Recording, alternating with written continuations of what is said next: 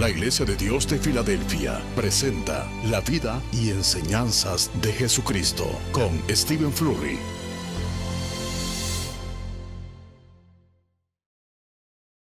Ahora bien, cuando usted se vuelve a ese camino y se aparta de su propio camino, deja de ser pecador. Y entonces, si le pide a Dios que le perdone, Él le escuchará. Luego, si usted acepta a Jesucristo como su Salvador, Él entrará y vivirá su vida en usted. Pero, ¿comprende usted por qué Jesucristo no puede entrar en su corazón? No puede entrar en su vida hasta que usted haya abandonado su camino, hasta que haya abandonado sus pensamientos, hasta que usted haya cambiado de rumbo, dispuesto a seguir el camino de la Biblia. Le diré por qué. Porque si Jesucristo entra en usted y usted no es salvo, Él no es su Salvador, a menos que Cristo more en usted. Y si Cristo está verdaderamente en usted, vivirá en usted la misma clase de vida que vivió en esta tierra hace 1900 años, porque Jesucristo es el mismo ayer y hoy, si Él está en usted, y lo será mañana y por los siglos. Ahora bien, Él es la palabra viviente. Él guardó los mandamientos de su Padre, y si usted no abandona sus caminos, Él no puede hacerlo. Él tiene que vivir la vida de usted por usted, y usted debe dejarle vivirla. Como dijo Pablo, con Cristo estoy juntamente crucificado, y ya no vivo yo, mas vive Cristo en mí. No era Pablo viviendo su vida, era Cristo viviéndola por él. Y Cristo no puede vivir la vida de usted mientras usted sea terco y rebelde, siguiendo su propio camino, porque sus caminos no son los caminos de usted. Y usted tiene que abandonar sus caminos, cambiar de rumbo y estar dispuesto a dejar que Él viva la vida de usted a su manera, que es el camino de la Biblia. Sí, en efecto, Jesucristo es nuestro Salvador. Pero, como acaba de escuchar, ese es Herbert Armstrong, de finales de la década de 1970, hablando del Cristo viviente, nuestro Salvador viviente. Hola de nuevo a todos y bienvenidos otra vez a la vida y enseñanzas de Jesucristo. En este programa examinamos cuidadosamente la única fuente confiable que existe en lo que respecta a Jesucristo y sus enseñanzas. Y esa sería la Santa Biblia. Usted tiene que ver en la Biblia. La Biblia es Jesucristo impreso. Usted escuchó a Herbert Armstrong hablar del versículo que el apóstol Pablo escribió en Gálatas 2:20, donde dijo, «Con Cristo estoy juntamente crucificado, he muerto con Cristo. Y sin embargo vivo». Pero Cristo, no soy yo quien vive, es Cristo quien vive en mí. Jesucristo viviendo en usted. Así es como Pablo pudo vivir para Dios. Así es como Pablo pudo servir a Dios en la obra. Así es como pudo servir a Jesucristo. Es como dijo allí el señor Armstrong. Es decir, usted tiene que quitar de en medio sus ideas, opiniones y caminos tercos para que Cristo pueda entrar en su vida y vivir de la misma manera que lo hizo hace más de 2000 años. Permítame mostrarle un clip más de Herbert Armstrong. Este es de su serie El Mundo de Mañana, clip 2. Ahora bien, cuando usted se vuelve hacia ese camino y se aparta de su propio camino, ya no es un pecador. Y luego, si usted le pide a Dios que le perdone, Él le escuchará. Entonces, si usted acepta a Jesucristo como su Salvador, Él entrará y vivirá su vida en usted. Pero, ¿entiende usted por qué Jesucristo no puede entrar en su corazón? Él no puede entrar en su vida hasta que usted haya abandonado su camino, hasta que haya abandonado sus pensamientos, hasta que se haya vuelto dispuesto a ir por el camino de la Biblia. Le diré por qué. Porque si Jesucristo entra en usted y usted no es salvo, y Él no es su Salvador, a menos que Cristo more en usted, y si Cristo mora en usted, Él vivirá en usted la misma clase de vida que vivió en esta tierra hace 1900 años, porque Jesucristo es el mismo ayer, hoy, si Él está en usted, y lo será mañana, y por siempre. Ahora bien, Él es la palabra viviente.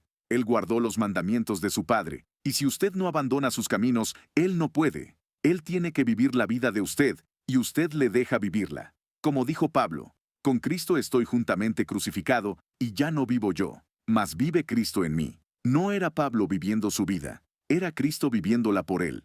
Y Cristo no puede vivir la vida de usted mientras usted sea terco y rebelde, yendo por su camino, porque sus caminos no son los caminos de usted. Y usted tiene que abandonar sus caminos, volverse y estar dispuesto a dejar que Él viva su vida por usted, a su manera. La fe de Jesucristo en usted. De nuevo, él cita ese versículo en Gálatas 2 y el versículo 20. Ahora bien, hay muchos predicadores que dicen que usted no podría guardar ni obedecer los mandamientos de Dios. Es imposible, entonces, ¿para qué molestarse en intentarlo? Pues bien, en un programa reciente, los llevé a Mateo 19, donde el joven preguntó, ¿qué debo hacer para heredar el reino de Dios? Y Cristo dijo, pues, guarda los mandamientos.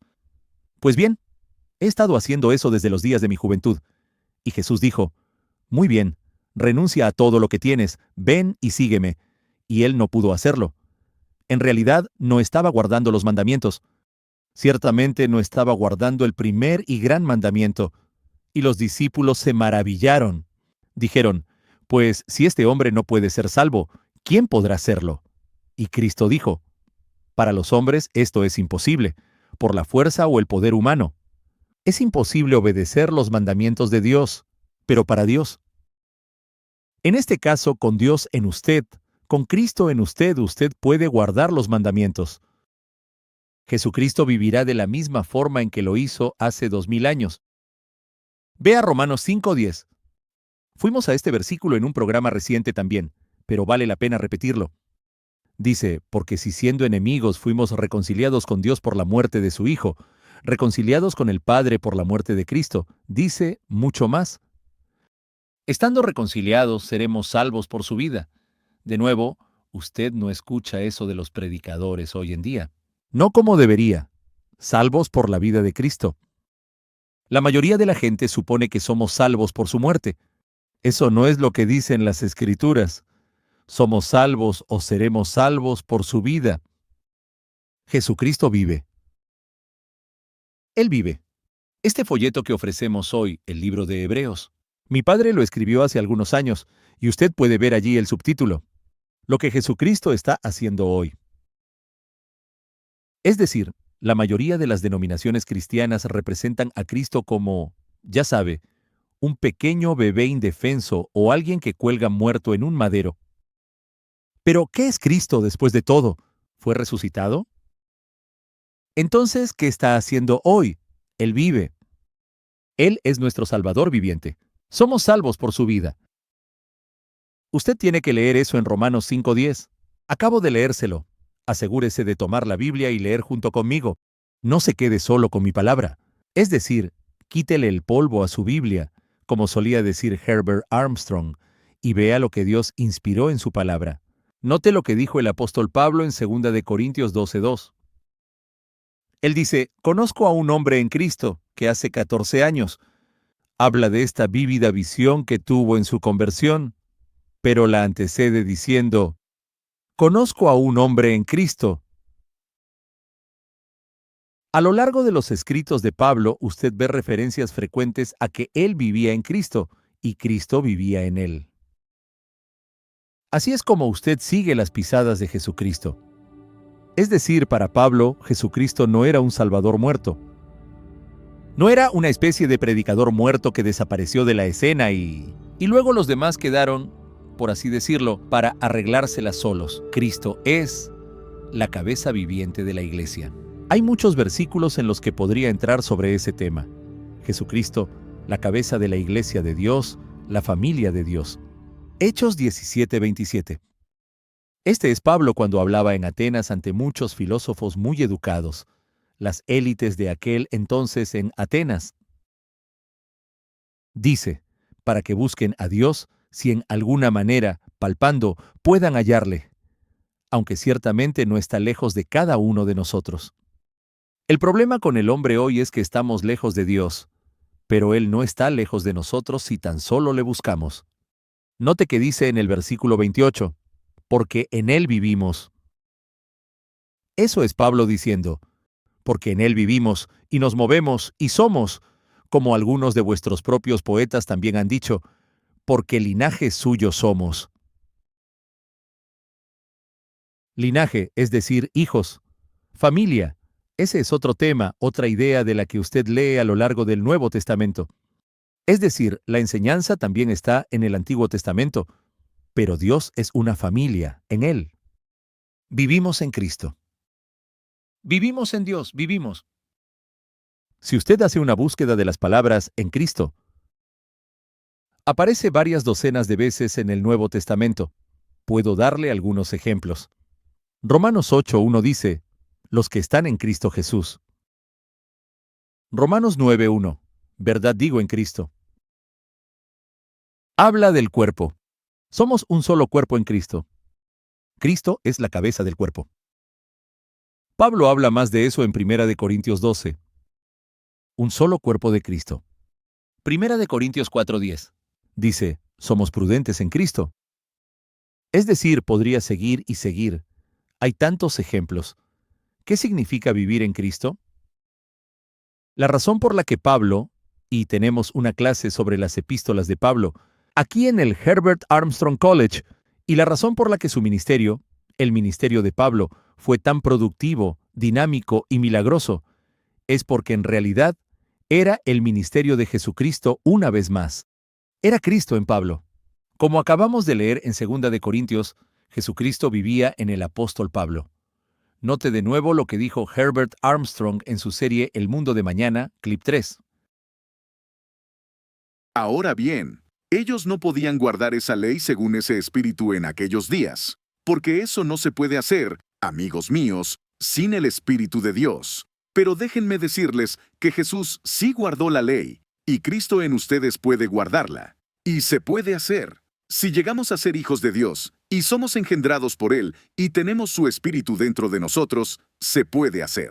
Para el hombre es imposible, pero para Dios, todas las cosas son posibles. De nuevo, eso sale directamente de Mateo 19:26. Cristo en usted puede guardar la ley. Y por eso usted no puede excusar sus pecados ni justificar esos pecados y decir, bueno, yo no puedo hacerlo. Jesús lo hizo todo por mí. Pues bien, si Cristo vive en usted, ¿va Él a estar desobedeciendo rebeldemente, desobedeciendo los mandamientos de Dios, haciendo lo suyo pensando sus propios pensamientos? Es decir, cuando Él estuvo aquí, no dejaba de decir una y otra vez, los pensamientos que tengo, las palabras que hablo, no son míos. Son de mi Padre en el cielo. Estoy aquí para reflejar su voluntad, su punto de vista, sus pensamientos, su mensaje. ¿Sabe? No es solo el apóstol Pablo. Todos los apóstoles de la antigüedad estaban tan enfocados y centrados espiritualmente. Eran valientes. Defendían la verdad de Dios con audacia y al mismo tiempo eran misericordiosos y bondadosos. Eran sabios y perspicaces. Eran siervos de Dios apasionados, celosos e inquisitivos, ambiciosos por Dios y su obra, orientados al servicio, muy persuasivos. Olvido cuál líder romano fue en el libro de Hechos el que le dijo a Pablo, «Por poco me persuades a ser cristiano». Porque este líder romano, este tirano, miró a Pablo, vio la convicción, vio cuán profundamente creía y pensó, bueno, lo respetó. Respetó eso. La razón por la que estos apóstoles de la antigüedad estaban tan encendidos espiritualmente y eran tan dinámicos en su servicio a Dios es porque vivían en Cristo y Cristo vivía en ellos. Dejaron entrar la mente de Jesucristo. Eso es Filipenses 2, versículo 5. Note Hebreos 12.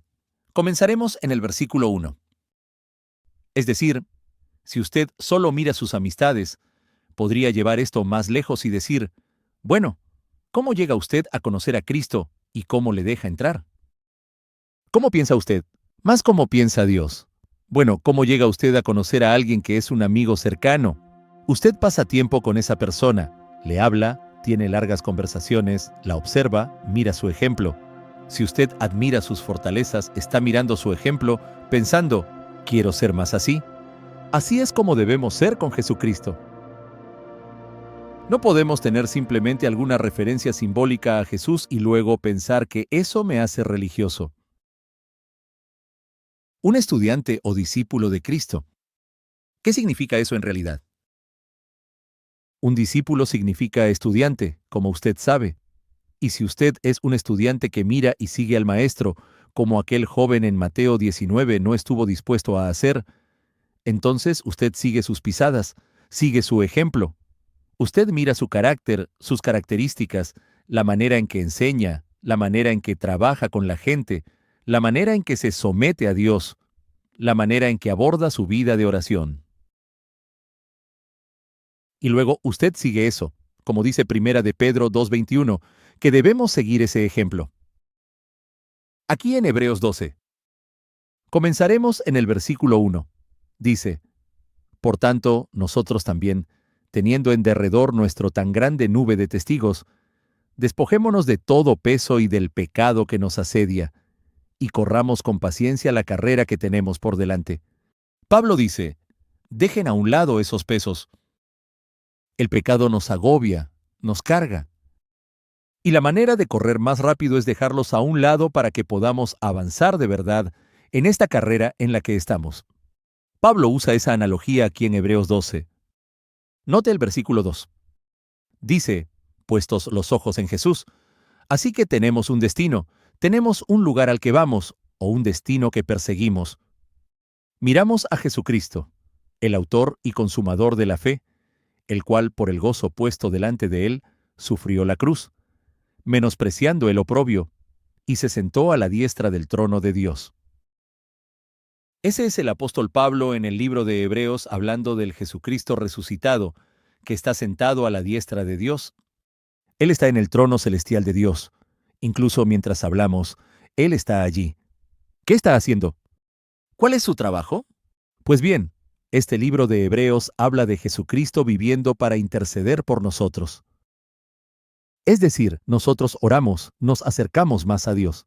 Y luego está Jesús, nuestro abogado, nuestro sumo sacerdote, que ora con nosotros, por nosotros y a través de nosotros, si Él vive en nosotros. Esa es la realidad aquí. De nuevo, mi padre profundiza en eso y en mucho más en este folleto de El libro de Hebreos. De nuevo, el subtítulo. ¿Qué está haciendo Jesucristo hoy? ¿Qué está haciendo? ¿Cuál es su trabajo? ¿Cuál es su responsabilidad? Él no está simplemente muerto. No ha permanecido muerto durante 2000 años. Estuvo muerto 3 días completos y 3 noches completas. Pero hoy Él vive. Y como dice Pablo allí, Él está a la diestra de Dios. Si usted quiere llegar a conocer a Jesucristo, aquí hay otra herramienta valiosa que debería tener en su biblioteca espiritual, su biblioteca bíblica. El curso bíblico por correspondencia del Herbert Armstrong College. Son 36 lecciones, y al pasar por cada una de esas lecciones, no tiene costo, no tiene obligación. Al pasar por ese curso, usted llegará a conocer su Biblia, llegará a conocer a Jesucristo. Comenzará a ver lo que Él está haciendo hoy. Dios el Padre y Cristo el Hijo. Mire a Jesús, el autor y consumador de nuestra fe, dijo Pablo, en primera de Juan 5:12. Dice, el que tiene al Hijo tiene la vida, y el que no tiene al Hijo de Dios no tiene la vida. Así que es Cristo en usted lo que le da vida eterna, lo que le da vida espiritual que conduce a la vida eterna. El señor Armstrong dijo hace algunos años, esto significa que Dios inyecta su vida, no solo su vida, sino también su mente, y también su carácter, también su actitud de amor, de cooperación, de dar, de preocupación por los demás, tanto como por uno mismo, de abnegación. Dice, Dios va a convertirnos en sus propios hijos, en dioses. Es decir, eso solo puede suceder si Cristo vive en nosotros. Viviendo en nosotros, como usted escuchó de Herbert Armstrong, de la misma manera que lo hizo hace 2000 años. Pablo dijo, refiriéndose a sí mismo en tercera persona, conozco a un hombre en Cristo. Yo sé que Cristo vive en mí. Es un tema profundo, un tema hondo. Hebreos 2, versículo 8. Dice, todo lo sujetaste bajo sus pies, porque en cuanto le sujetó todas las cosas, nada dejó que no sea sujeto a él. pero todavía no vemos que todas las cosas le sean sujetas. En realidad esto habla del increíble potencial humano.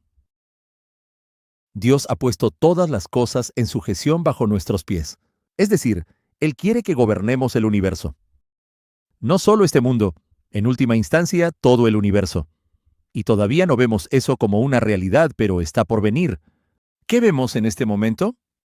Pues bien, el versículo 9 dice, pero vemos a aquel que fue hecho un poco menor que los ángeles, a Jesús, coronado de gloria y de honra a causa del padecimiento de la muerte, menor por un poco de tiempo. Ese es el significado.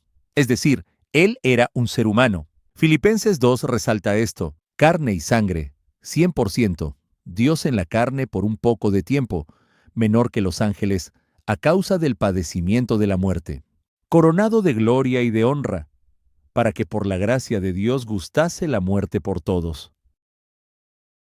Fue el propósito y el plan de Dios desde el principio que el Cordero fuese inmolado desde la fundación de este mundo, para reconciliarnos con el Padre, como leemos en Romanos 5. Pero el plan de Dios no se detiene con Jesucristo en el madero. Eso es solo el principio. Ese es el principio.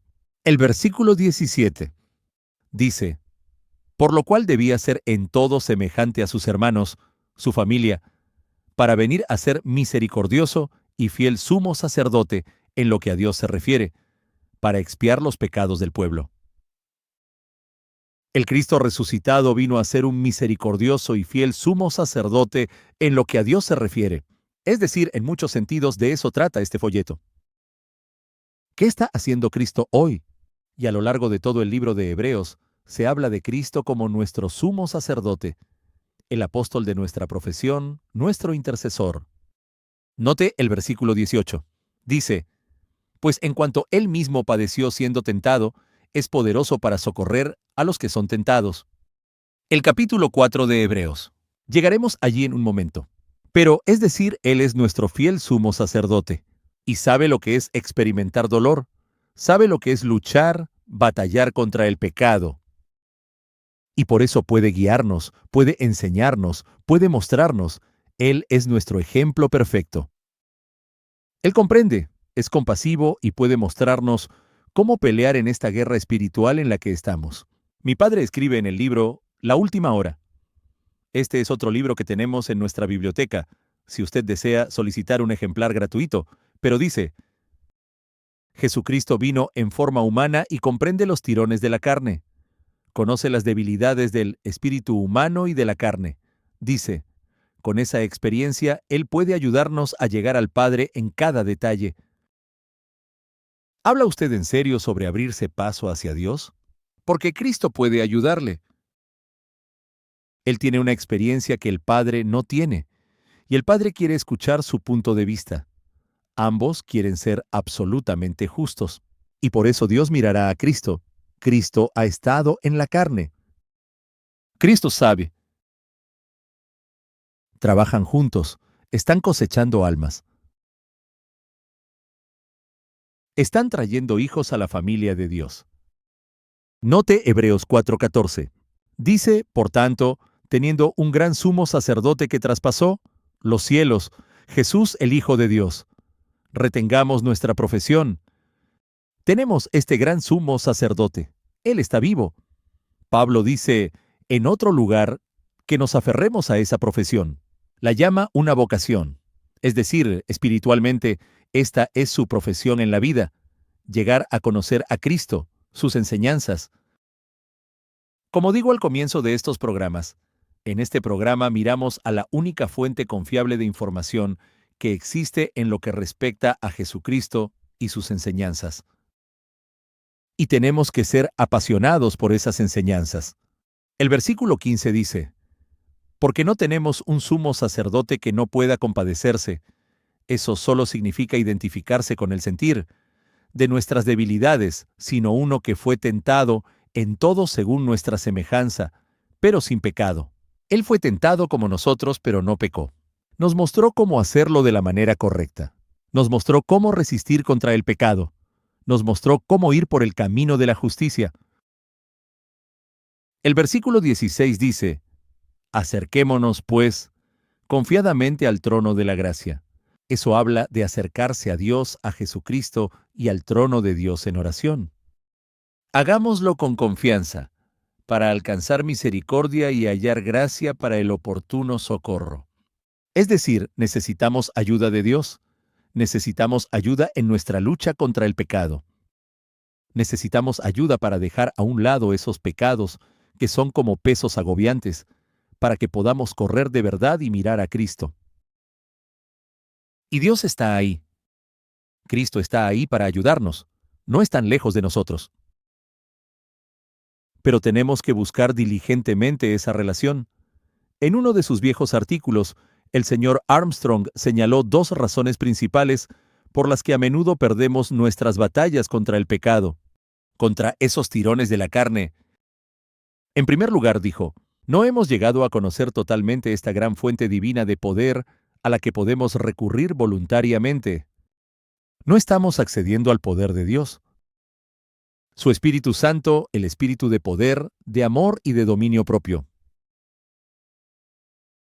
Usted puede llegar a conocer a Dios y ese poder si se acerca a Él. La segunda razón que el señor Armstrong expuso, por la que a menudo perdemos nuestras batallas, por falta de fe o por negligencia, no hemos recurrido a esa ayuda sobrenatural en momentos de necesidad. No acudimos a Dios. No clamamos a Dios de la manera en que lo hizo Jesús, de la manera en que lo hicieron los profetas, de la manera en que lo hicieron el apóstol Pablo, Pedro y todos los demás. Tenemos que acceder a esa fuente divina.